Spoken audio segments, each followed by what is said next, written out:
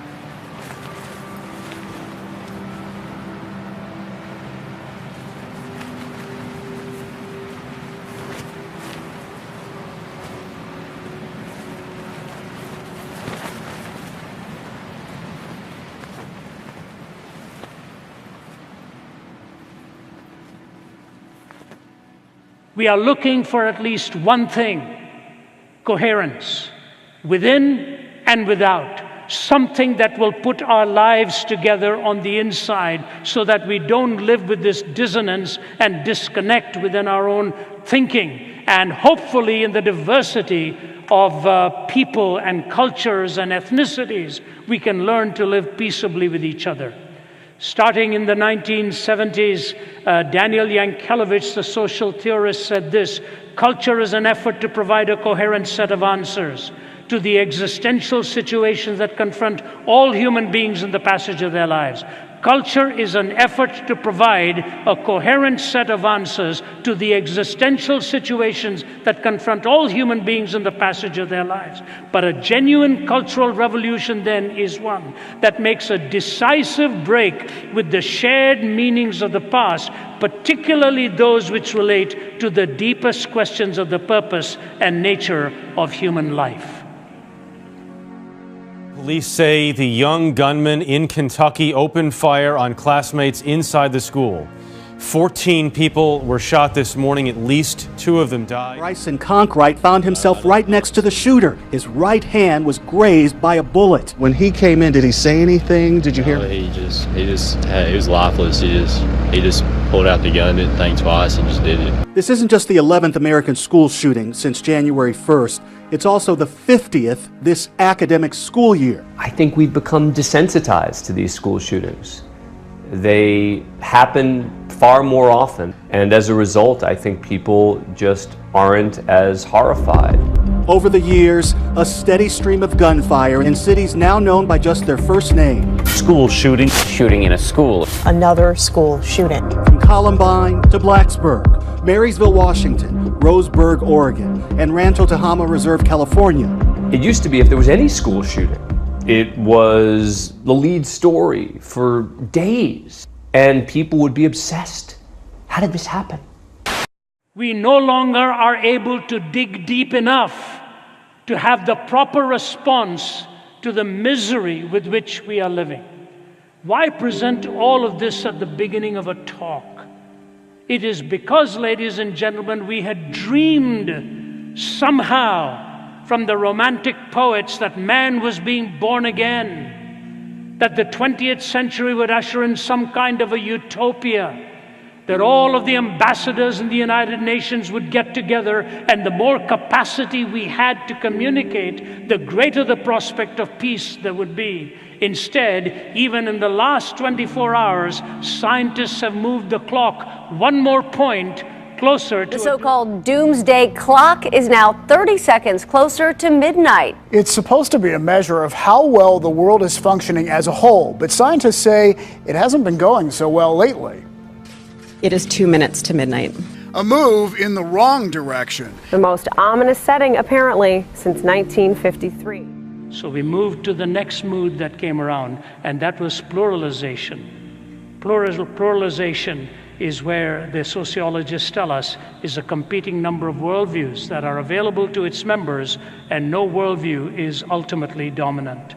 A competing number of worldviews available to its members, and no worldview is ultimately dominant. What happens when that takes place? You may come from a different culture to me. And so we see values that come from completely different backgrounds. We think only of the problem of racism. The problem of racism is symptomatic of value differences that come within the heart even of cultural and ethnic differences. Pluralization has a problem where we really don't have the ability to arrive at how to get along with each other. The confusion that comes, and that's what's really happened in Hollywood today, hasn't it? They have a right to complain of the exploitation of people for the sake of progress in society, but often the entertainment world itself exploits people and comes into your life and mine through the back door of the imagination rather than the front door of reason. A pluralized culture is a privileged culture, but a pluralized culture that lives in tension within itself without finding the answers again for moral reasoning is truly a very dangerous culture. And so we end up living with systemic and systematic contradiction. Notice these moods, as Peter Berger would say, are good things. Secularization, pluralization, but secularization can lead to no shame when there's no transcendent ethic. Pluralization moves into tension points where we try to learn how to even get along with each other, and we find out it is nowhere near as easy. It is not so much a question of race as it is a question of values. The values that we hold shape what you and I are. Values come out of convictions. Foods and colors come out of opinions.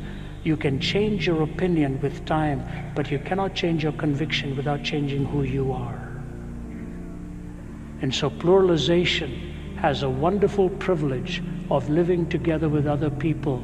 But what is the worldview that is going to be dominant if we in the West are to survive? And now Helinski's going to have his turn. And for Tyler Helinski, the 21-year-old redshirt sophomore quarterback at Washington State, his time had arrived. Helinski lobs it. Caught. Touchdown. He started for the Cougars in last month's Holiday Bowl because of an injury to the starting quarterback. And the job would be his next year. Yeah, we're all shocked. We're still all trying to process it. The stunning news, Daryl Thomas said, still hasn't really sunk in. This 21-year-old quarterback, who set all kinds of passing records at Upland High School, was found dead at his Pullman apartment just off the campus of Washington State University. A rifle recovered next to his body, and there was a suicide note. And Pullman police are saying, for now, this is listed as a suicide. When you heard the news, you said, no, this can't be right. Exactly. So there you go. And the question today that puzzles everyone who knows him or knows of his story, how could this be? Suicide is very complicated, and so I wish there was a kind of one-size-fits-all.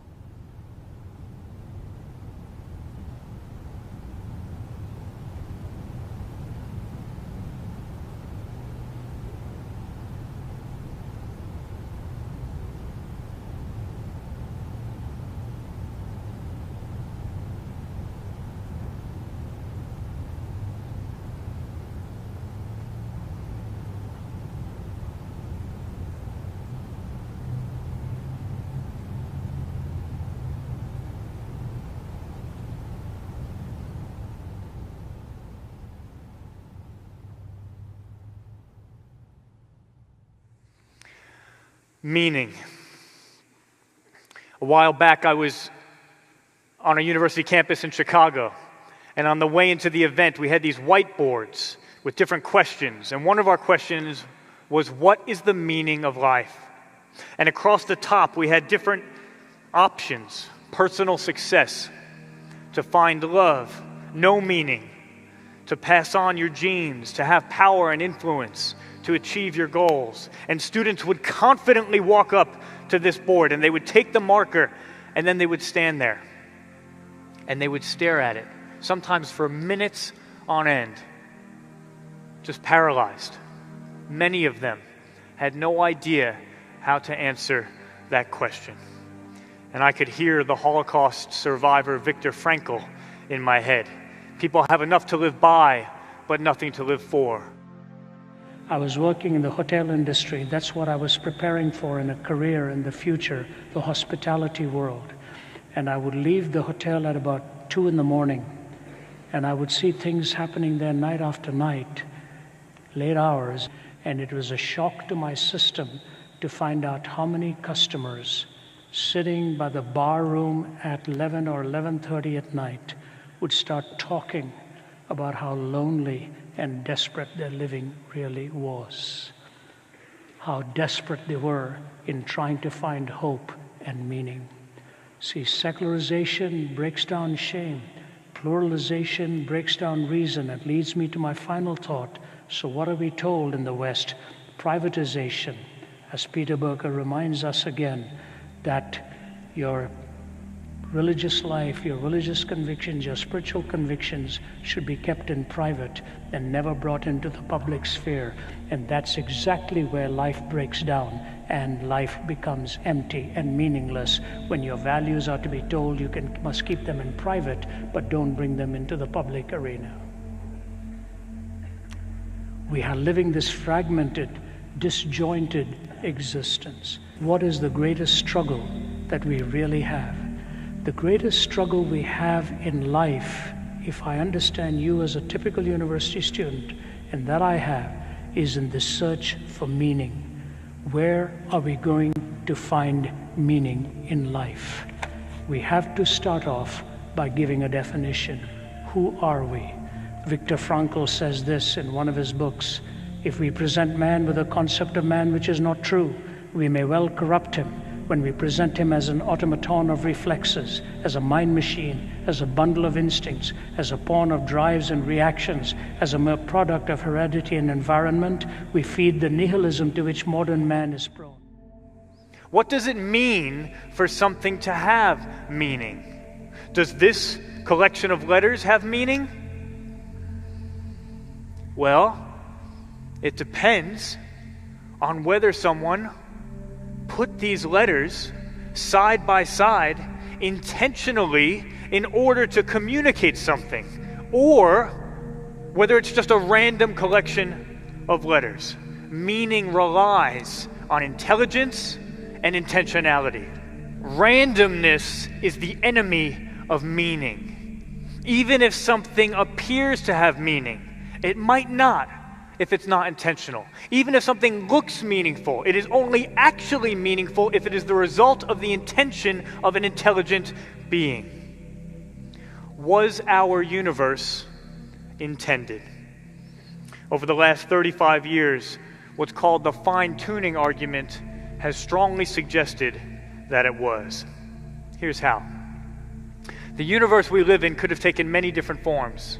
And scientists have approached a consensus, not just Christian scientists, but scientists in general, that there are dozens of fundamental features of the universe that needed to be precisely the way they are for life to be possible. Not just life as we know it, not just life on the planet Earth, but any form of life anywhere in the universe. Take just one example.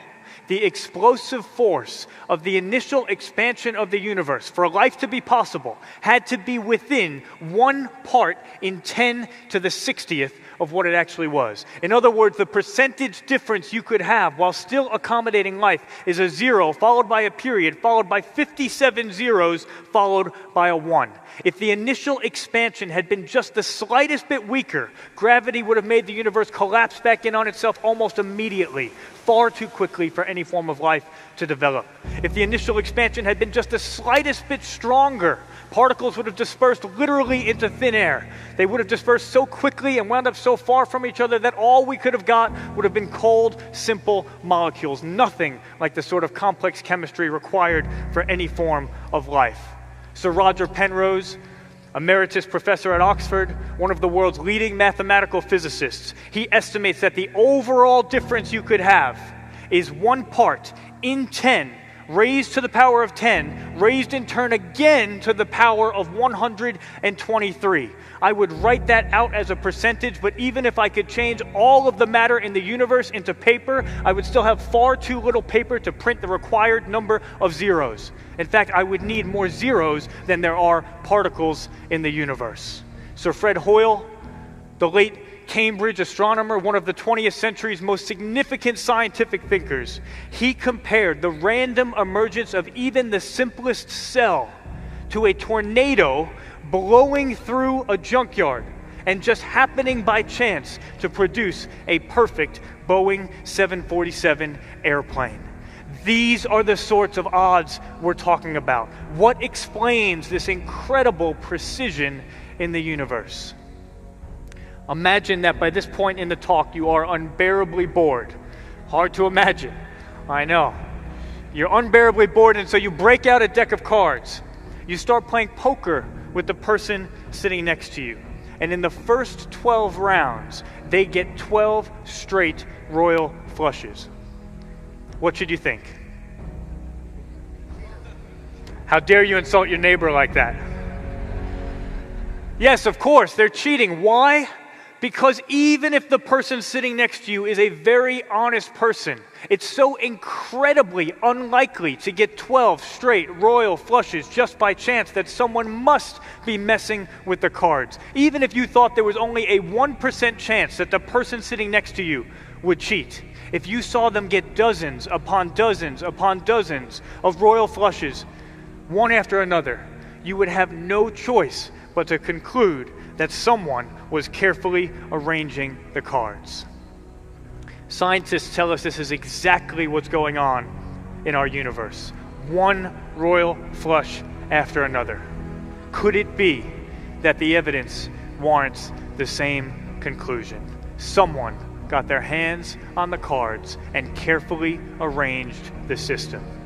Are you a random collection of genetic letters, or are you a poem that was intentionally and carefully crafted? Are you a sestina? That is the question behind the question of the meaning of life.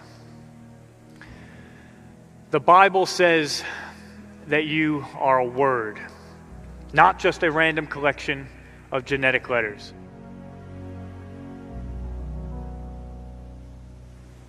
When I was studying in the 80s, Flew was the big atheist. You had to read everything Anthony Flew wrote. And as he comes to the tail end of his life, he starts a search for God again. And what does he say? Two things. The moral reasoning we need was not explainable in his naturalistic framework, number one. Number two, he said, if Jesus really rose again from the dead, if I could be convinced of that, that would be the point of reference to transform my own thinking. And he referred to N.T. Wright's book in the Resurrection.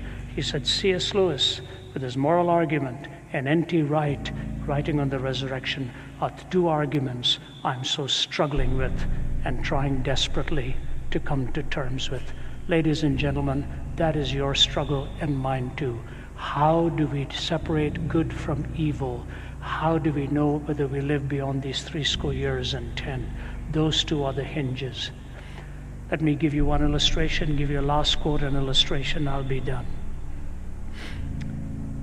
In 92, I was, I think it was 92, three visits, but one of them was in what is the former Soviet Union now. What was the former Soviet Union, and now and all to the balkanized state that we have. A general by the name of Kirshen invited me to speak there. After all these years, I made connection with him in the last month, and he sent me a beautiful letter inviting me to come back and visit. While I was speaking at the military academy there that he invited me to speak at, they were all atheists as professors, all of them, and their questions were pointed, poignant, harsh, tough. My wife on one side, my colleague on the other side. One of the things I shared with them shook them. And the professor and the general and I talked about it again as I went over the story with him. It's so long ago, I forget the sequence in which it happened, but the story that brought him to tears was this. They were trying to defend all of their ideology and all of their philosophy, and I was talking about how atheism ultimately will kill values in a nation. And I told them of Joseph Stalin, how he viewed people. A foreign dignitary had come to visit him and looked at him and said, "How long do you plan to keep torturing your people and think they will follow you?" Stalin never answered the question. He called the waiter and asked him to bring a live chicken to him. Stalin took that chicken, clutched that chicken, and started to defeather that bird. While it was struggling to break free from him, he was denuding it.